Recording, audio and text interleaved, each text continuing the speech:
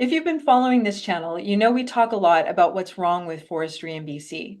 But today is different. Today is about what replaces the current system and how that replacement actually works. I'm here with Yudel Huberman, who's going to walk us through the maps that help explain the new system. Right now, BC's forestry system is driven by one primary question: how much timber can we keep cutting each year? And that question sits at the center of everything: planning, approvals, roads, logging. And the new Forest Act framework flips that question on its head. Instead of starting with timber volume, the new Forest Act starts with ecosystem integrity, and that changes everything. It treats forests as critical public infrastructure, the same way we treat bridges, water systems, or flood control. Whenever you propose a system change this big, people ask the question, what does that actually look like on the ground? And this mapping project exists to answer that question using a real watershed. The new Forest Act, the NFA, is a proposal to replace BC's current forestry laws, not tweak them. It replaces a volume-driven industrial extraction system with an outcomes-first system called nature-directed stewardship. The proposal was built with input from rural residents, foresters, ecologists, and retired government staff, people with decades of on-the-ground and inside government experience. The current system is built around fiber flow. It prioritizes keeping logs moving. It ignores cumulative impacts. The result is degraded watersheds, higher flood and fire risk, fewer jobs, and rising public costs. Those costs don't disappear. They just get downloaded onto the public. Flood damage alone has cost BC billions of dollars over the past decade. The 2018 flood in Grand Forks destroyed homes, damaged public infrastructure, and required massive provincial and federal disaster spending. Those are forestry costs. They're just not counted in the provincial forestry ledger. Here's what the NFA does instead. It puts three things into law. Number one, ecological integrity comes first. Number two, communities have decision-making authority. And number three, support for stable, long-term local economies in BC. Under the new Forest Act, we use a zoning tool called Protect, Restore, Harvest, or PRH. And that's how those principles get applied on the land. It's not a slogan or branding. It's the spatial framework that translates ecological limits into real decisions. Most people have never heard of PRH, so I'm going to explain it before we look at the maps. PRH answers three basic questions for every landscape: what must be protected, what must be restored, and where careful harvesting is appropriate. Under the new Forest Act, these decisions are made by forest boards within communities, not by companies and not by politicians behind closed doors.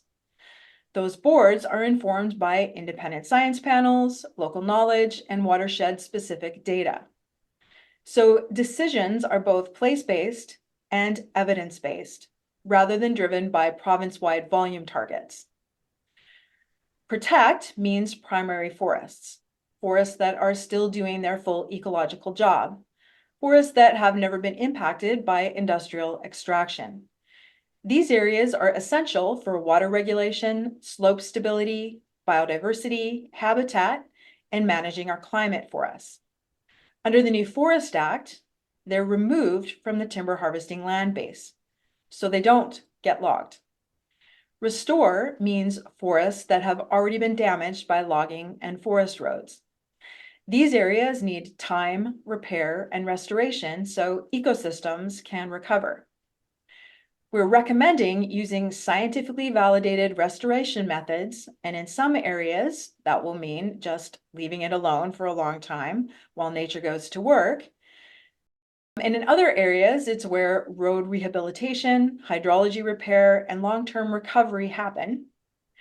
It's also where a significant amount of ongoing skilled work is generated. Harvest does not mean business as usual. It means selection-based forestry on previously logged land. and that logging has to be within ecological limits. No clear cutting, minimal roads, continuous forest cover. Later on, I'll talk about jobs in those zones as well. So PRH is not anti-logging, it's anti-liquidation. Logging continues, but only where it doesn't undermine the system that communities depend on. All right, so that's a summary of PRH, and the details are in the documents linked in the description. One of the biggest misconceptions about the new Forest Act framework is that it applies the same rules everywhere. It doesn't. Under the Act, each watershed will be assessed based on its own ecological realities: slope, hydrology, forest condition, wildlife needs. That means PRH will look different in different places. The Kettle River watershed is a good example because it already has known constraints: flood history, cumulative impacts, and specific ecological designations. So we're using it as a case study to show how this framework adapts to place. Before Yudel shows the maps, I want to explain why we chose the Kettle River watershed for this example. One reason is simple. We know it very well. In 2021, our organization published a field report after ground truthing more than 20 sites across the watershed. And this ground truthing was led by our retired loggers, Stan Swinarchuk and Wayne Tibluce. We weren't just looking at maps, we were on the ground. So this isn't a theoretical case study. It's a watershed we've studied closely and worked in for years. Geographically, the Kettle River watershed is in the southern interior of BC along the US border. It's commonly called the Boundary Region. It covers about 8,000 square kilometers, making it a large watershed by any standard. It's made up of two main rivers, the Kettle River and the Granby, which meet at Grand Forks. Most of the watershed is mountainous and forested, with communities concentrated at the lower elevations near the southern end. Outside of those towns, it's sparsely populated with extensive uplands and headwater areas. Climatically, this is a high variability watershed. Summers are hot and dry, winters are cold, and a large share of precipitation falls as snow at higher elevations. That makes forest cover especially important for snow storage, snow melt, and flood moderation. We saw what happens when that function is compromised during the 2018 catastrophic flood in Grand Forks, which caused widespread damage and made the consequences of cumulative impacts impossible to ignore. This watershed has also been studied extensively by Dr. Eunice Alila, a forest hydrologist at UBC, whose work shows how logging and road density in headwaters can dramatically increase flood risk downstream. I'll link some of his work, including the film Trouble in the Headwaters, in the video description. So the Kettle isn't just familiar to us, it's also a watershed where the science, the field evidence, and lived experience all point to the same conclusion. Cumulative impacts matter here. And that makes it a good place to show how Protect, Restore, Harvest actually works. To do this properly, we wanted the mapping done independently using provincial data sets. And Yudel Huberman took on that work. His job was to ask, if you applied Protect, Restore, Harvest logic to this watershed, what would the landscape actually look like? All right, so welcome Yudel, and thank you for this work. Before we get into the maps, can you briefly describe your background? Yes, happy to. My name is Yudel Huberman. I'm from Vancouver originally, currently living in Prince George. I have a master's of forestry from UBC, a forester in training with the Association of Forest Professionals of BC. And I'm currently a PhD student in forest ecology at the University of Northern British Columbia. My role in this project was as an independent spatial analyst. I'm not directly involved in any advocacy. And the analysis was based on publicly available provincial data sets, as well as publicly available satellite imagery for verification. Okay, so now that people understand the new Forest Act and the PRH framework, the first step is to look at the baseline. And so before you can see what changes under PRH, you need to see how the system is currently set up. So let's start with the current timber harvesting land base, the THLB in the Kettle River watershed. So Yudel, can you walk us through what we're looking at here and what the current THLB is and how this map was created? Yeah, absolutely. So the timber harvesting land base is a term used in British Columbia in both government and industry, abbreviated as THLB, as the area that is legally and operationally available for logging. It doesn't refer to the area that is logged in any given year or any given period. It is simply the area in which logging is permitted and possible. So the current THLB in the Kettle watershed covers almost 480,000 hectares, which is around 65% of the total forested area in the watershed. The way the THLB is calculated is that there are some provincial data sets that divide the entire area into small spatial units, and each unit is given a proportion of that unit that is part of the THLB. And it's common practice to use a cutoff of about of 0.7, which means that 70% of the unit is part of the THLB, to consider that unit as part of the THLB, and anything below that is excluded. And so then using that as the cutoff, I then added up all the units that are considered part of the THLB. The THLB excludes protected areas, areas of low forest productivity that would not be economically feasible for logging, and areas that are inoperable due to technical or safety constraints. And so whatever remains is then placed within the THLB and can potentially be logged. The THLB is calculated separately for each timber supply area, or TSA, which is the volume-based area of timber management area, as well as for each tree farm license, which is a volume-based tenure. So the largest TSA in the Kettle watershed is TSA 2, which is the boundary timber supply area.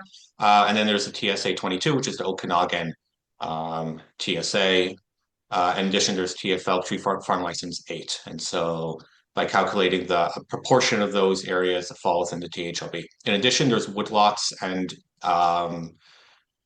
the West Bank First Nation Community Forest, for which there was no publicly available THLB data, and I just included them in THLB in their entirety. This may have resulted in a slight overestimation of the THLB, but the woodlot and community forest is only a very small part of the entire watershed, and therefore wouldn't have overestimated it by much. So while a THLB system does exclude current protected areas and therefore does take into consideration some ecological values, it mostly is trying to maximize the area available for timber production. It is not based on analysis of cumulative impacts on ecological values of logging or any comprehensive hydrological assessment for flood risk or water quality. And that, of course, will differ from how we did our own analysis. An important component of the THLB is the annual allowable cut, or AAC, which is a timber volume that is legally allowed to be harvested from a given area each year. There is no single AAC that the province provides specifically for the Kettle watershed, so I had to combine AACs from a number of different forest management areas that overlap with the watershed to come to a reasonable estimate of the AAC for this area. So the largest contribution of the AAC came from the boundary timber supply area. 99.9% of this TSA falls within the Kettle watershed, and its AAC is 620,000 cubic meters annually.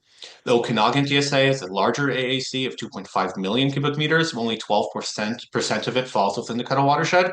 Therefore, I made a rough estimate that its contributing AAC to the watershed would be 12% of that 2.5 million, or 280,000 cubic meters. TFL 8 falls entirely within the watershed and has an AAC of close to 160,000 cubic meters.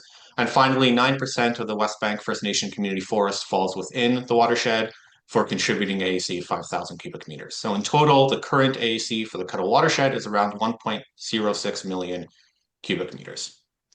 Yeah, and I just wanted to mention, as we're looking at this map, it looks like a huge portion of this watershed is in the timber harvesting land base, and there are two big green blobs there. Those are the parks, Granby and quick, remind me, what's the other one? Oof. Gladstone. And so when we're looking at this map, Yudel, and we see all that yellow, uh, it, does that mean that that's actually everything that's been logged? Or like, what are we actually looking at when we see the yellow? Like when we're Mhm. thinking about stuff on the ground? Yeah. So any of the yellow, any of the very shades of yellow or orange on this map is more or less where it would be both legal and operationally feasible to log. In any given year, tenure holders, whether it's area-based tenure holder like the community forest or the TFL, or whether it's people that companies that have a volume-based tenure, so which means they have a certain amount of volume they can harvest from a larger area within which multiple companies can log. Um, Based on economic conditions, based on the price of timber, they may decide where to log and what to log in any given year, up to the maximum of what the AAC is for their tenure. The AAC is not only a maximum amount of logging, it also is somewhat of a minimum level of logging, and that companies are meant to log at least 80% of the AAC that they're provided with. And if they don't meet that, that could mean reduced tenure in the future. Okay, that's good to know. So what I'm going to do is on the screen, I'm going to put a map that was created by GIS analyst David Leversey of the actual harvesting that's happened in the past number of years. Now we're going to look at what changes when you apply the PRH framework instead. And this is what the new Forest Act framework, or this is where the new Forest Act framework departs from the status quo. So Yudel, can you show us the PRH zonation map that you created and explain, among other things, what changed when you moved from the current THLB to this framework? So this map shows the new zonation system that we created as part of the NFA. Um, Again, the main difference, as mentioned, the main difference between our zonation system and the current THLB system is that we first assessed how much of the forested area should be protected for ecological, hydrological values, and other community values. And we prioritized those, and then only what remained was placed in the harvesting zone that could contribute to forestry industry. The first thing that we did is that we decided to protect all the remaining primary forest. Primary forest is forest that has never been previously commercially logged. It includes forests that naturally regenerated following natural disturbances. Such forests tend to have abundant legacy features from the previous stand, both living and dead, and these provide a structural complexity to the stand and excellent wildlife habitat, and therefore they are also important to maintain on the landscape and not clear cut or salvage log. It is important to note that all old growth forest is by definition primary forest, but not all primary forest is old growth because it can include younger forests that regenerated after natural disturbances. So there was a recent 2025 analysis of primary and old growth forests in BC that was done by forest ecologists Karen Price and Dave Doust.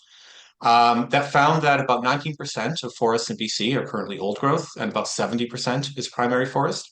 However, existing old growth and primary forest skews heavily towards less productive forests and are concentrated in the north of the province. For example, only 17% of high productivity forests across the province are primary forests today. Ecological research finds that when less than 30% of an ecosystem remains intact, the entire ecosystem is at high risk of ecological collapse, while retaining at least 70% of the ecosystem in a healthy state keeps the ecosystem at low risk of collapse. Retaining 30 to 70% is then moderate risk. Within the Kettle watershed, I found that just over 50% of the forested area is primary forest and just over 20% is old growth. So for these considerations, we decided to protect all the remaining primary and old growth forests in the watershed. And combined with existing protected areas, this brings the protected zone, which in the map is seen in the green, to just over 400,000 hectares, or about 55% of the forested area of the Kettle watershed. So in addition to setting aside forests for protection in a protected zone, We also identified a restoration zone that is placed in previously logged areas that we decided should be set aside and not commercially logged for a variety of reasons, as we'll explain. These forests may be simply permanently removed from commercial logging indefinitely to develop into old growth, a practice known as proforestation, or they may see active restoration, particularly restorative thinning, that can restore structural diversity, such as understory vegetation, accelerated tree growth for the presence of larger trees, and dead snags and downed logs. So the largest contribution that was made to the restoration zone is from the sub-watersheds within the Kettle watershed that currently exceed an equivalent clearcut area, or ECA, of 20%. So what is ECA? ECA refers to the degree of hydrological recovery of a forest following clearcutting. Recent clearcuts are given a score of 100%, while fully hydrologically recovered forests have a score of 0%. So as the ECA score goes down, that shows the forests are in hydrological recovery. Recovery takes place as trees regrow. And in BC, the forests are assumed to reach close to full recovery once trees in a fully stocked stand reach at least 9 meters tall. Common recommendation in BC is that watersheds should not exceed an average ECA of 30%, which means 30% of the hydrological impact of a recent clearcut. More sensitive watersheds, such as those used for community drinking water that support important fisheries or that are located in terrain with high slope, may have a maximum recommended ECA of 20%. Due to the catastrophic flooding of Grand Forks in 2018 and the high proportion of sub-watersheds in the Kettle watershed that have an ECA above 20 or 30%, we decided to treat the entire watershed as highly sensitive. And you can see the sub-watershed map in the Kettle River watershed. The blue have an ECA below 20% and are a low risk, and you can see they're concentrated in already protected areas or close to the parks. And then yellow has an ECA above 20 and red has an ECA above 30%. And so everything that was yellow or red was then placed in the restoration zone unless the forest was primary forest and then had already been placed within the protected zone. Okay, so in addition to hydrological protection, we also identified forests that have greater environmental risks and sensitivities, such as those that have a slope above 60% and therefore would be more prone to landslides, have an elevation above 2,000 meters, at which point forests have more difficulty regrowing after harvesting, have an unstable slope rating in the provincial slope stability dataset, that are listed as inoperable in provincial data sets, that have a visual quality objective of preservation, and that are at least 500 meters from any road in order to preserve the roadless status. And we placed these forests as well in the restoration zone to protect their sensitive nature. In addition, there was previous work done in the Kettle River watershed to identify grizzly bear habitat, and we placed all second growth forests in the grizzly habitat units in the restoration zone. And of course, all primary forests in those habitat units were already placed in the protected zone. Finally, land use plans in the 1990s identified a number of special management zones in the Kettle watershed, in which management for biodiversity was to be prioritized, and we placed all second growth within these zones in the restoration zone as well.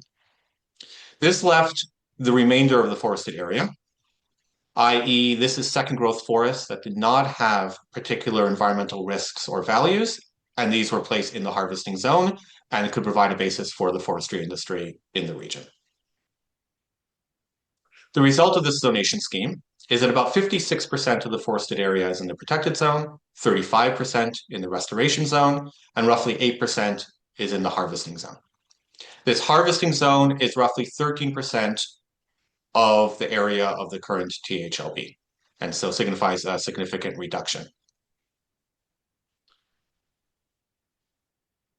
The next step in the analysis was that I used the Provincial Vegetation Resource Inventory, or VRI, dataset that has timber volume for all trees that have a diameter above 12.5 centimeters. To calculate the amount of timber that is available for harvesting within our harvesting zone, could compare that to the amount of timber in the current THLB, and that way calculated a new AAC for the Kettle watershed. According to the VRI, the current THLB has over 65 million cubic meters of timber, while our new harvesting zone contains 6.3 million cubic meters, so just under 9%. We then calculated how much of that was merchantable using the criteria found in provincial timber supply analyses for the Boundary and Okanagan timber supply areas. And this is based on a minimum timber volume per stand as well as on stand age. So minimum harvesting age depends on the leading species of the stand as well as on the site index, which is a measure of stand productivity. Site index is measured as the height that the leading trees in the stand reach by age 50. So for example, a site index of 18 says that the tallest trees in a stand will be 18 meters by age 50. So in the boundary timber supply area, a pine stand with a site index over 18 can be harvested by the age of 55. But a pine stand with a site index between 13.5 and 18 must be at least 75 years old before it can be harvested.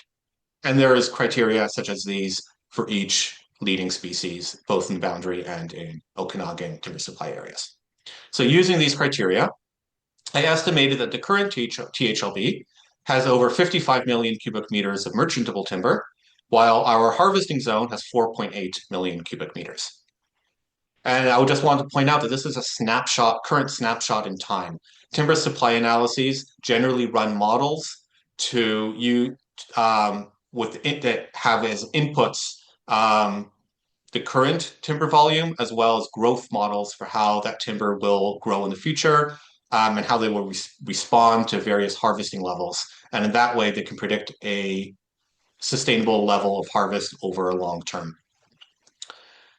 But we do not run those models. We're just looking at a current snapshot of how much timber is available. So our new harvesting zone thus has around 9% of the amount of timber that the current THLB has. Using that figure, I calculated that the new AAC for the Kettle watershed should be around 9% of the current AAC, which comes to around 96,000 cubic meters of timber that can be harvested annually from the Kettle watershed. This can provide the basis for a healthy and sustainable local value-added manufacturing economy. So great, that's an excellent evaluation. And I just want to underline something important here. And that is that this model is not trying to maximize the timber harvesting land base. And that's a deliberate choice. So under the new Forest Act, the goal will not be to squeeze the most volume out of a watershed. The goal is to manage risk, time, and recovery, and especially hydrologic risk in this watershed. So I just wanted to kind of go through ECA just a little bit because it's easy to get I've gotten my mind twisted on trying to figure this one out. So equivalent clearcut area is a way of measuring how much of a watershed is behaving as if it's been clear cut. Is that correct? Yeah. Okay. So when the forests are cut and the roads are built, the land sheds water faster, the snow melts sooner, the rain runs off more quickly, the water hits the streams all at the same time. So ECA captures that cumulative hydrologic effect across the larger or a larger watershed, not just individual cut blocks, right? Yeah. And we know that one of the reasons that matters so much in the Kettle River watershed is it's steep, it's mountainous, it's already heavily disturbed with extensive logging history and very high road density. So the research, like you were saying, Yudel, the research and field evidence here show that hydrologic impacts begin well below 30% ECA in this watershed. And that's why we chose to use 20% ECA for this example. And the purpose of the PRH map was to manage risk, not to justify a larger harvest zone. If you can bring up the special management zones and the Grizzly study overlay map, just so that we can get into a little bit more of the decision-making process. These are areas where forest practices are already supposed to be more constrained because they protect specific values. These special management zones like riparian function, water quality, wildlife habitat, or slope stability. And they exist because the watershed already has known vulnerabilities. And under the new Forest Act, these kinds of zones won't disappear. They become part of the information that forest boards and the communities have to consider when they're applying protect, restore, harvest. And then as far as the Grizzly landscape units, the orange spots on this overlay, they came from a detailed study by Dr. Brian Haracy that looked at how road density, fragmentation, and access affect grizzly bear survival in the Kettle Granby region. And what his study showed is that it's not just habitat loss that matters, it's how forestry roads cut through habitat, how often the bears encounter people, and how easily they're displaced or killed as a result. So in the Kettle, road density has been identified as a major problem for grizzlies, and that's why cumulative impacts, just one of the reasons cumulative impacts matter here. So not just individual cut blocks, but the entire network of disturbance. As of 2019, there were already close to 16,000 kilometers of forest roads in the Kettle watershed, and that road network is one of the main drivers of habitat fragmentation, hydrologic disruption, and wildlife mortality here. And so the reason we're showing this overlay is not because there's an extra layer of rules under PRH. It's to show how local place-specific information informs how PRH gets applied in reality. So in our watershed, grizzly habitat and road density are critical constraints. In another watershed, it might be caribou or drinking water or wildfire risk. And that's exactly how the new Forest Act framework is designed to work. One framework, many local realities. So what you're seeing is with the PRH map, it's not a static map. It's the logic of how PRH decision-making is, you're seeing it made visible. And so that's how the PRH framework stays flexible, place-based, and accountable without reverting to political discretion or backroom decisions. One more thing I wanted to point out was that on the map, you can see areas outlined in red, and those are woodlots. And we've made a decision to place the entire woodlot within the harvesting zone, regardless of any other considerations. And the reasons are that woodlots tend to be managed at a small scale over the long term within families. Um, Rarely is clear cutting used or old growth logging occur within them. And for that reason, we felt comfortable placing them within the harvesting zone. And woodlot owners are an important constituent of a local value-added economy that we wanted to be able to build a coalition with in growing the NFA. And for that reason, working with them and having their woodlots within the harvesting zone so they can continue to manage this within a family business for the long term was something that we felt was important. So Yudel, can you bring up the numbers, bring up the spreadsheet, which shows how the current system compares to the PRH scenario in terms of harvest area, forest age, and volume? In the spreadsheet, in this example, the harvest zone ends up being about 12%, 12.8% of the current THLB by area.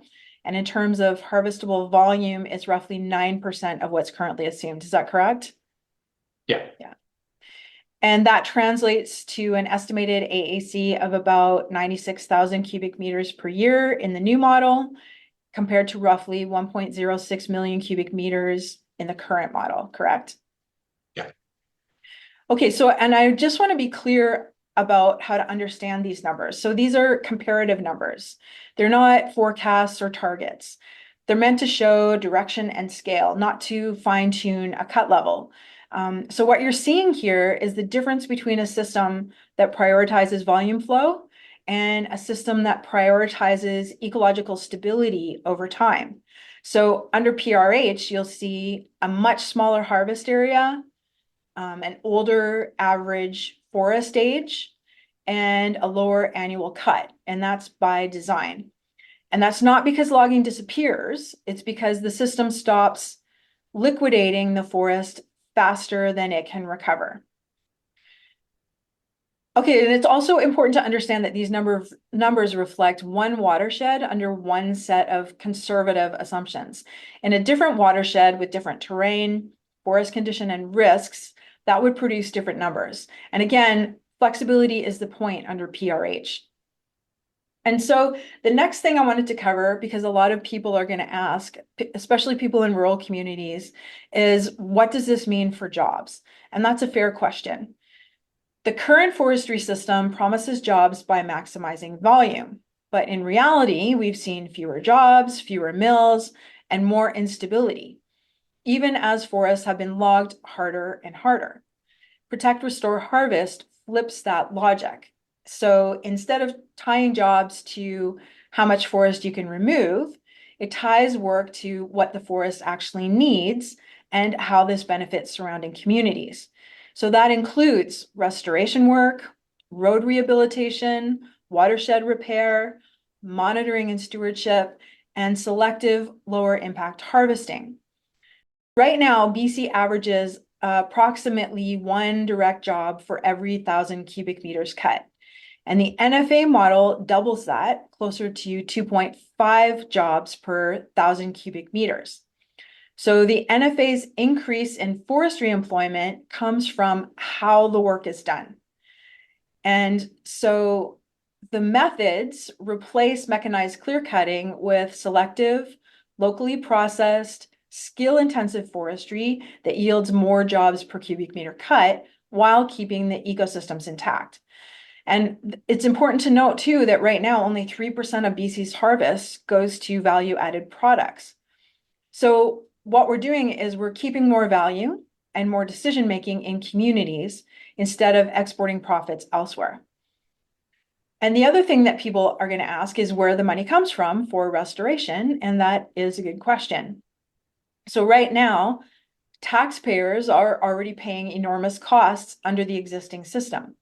Disaster recovery from floods, fires, landslides, and infrastructure damage costs hundreds of millions of dollars a year, and in bad years, billions.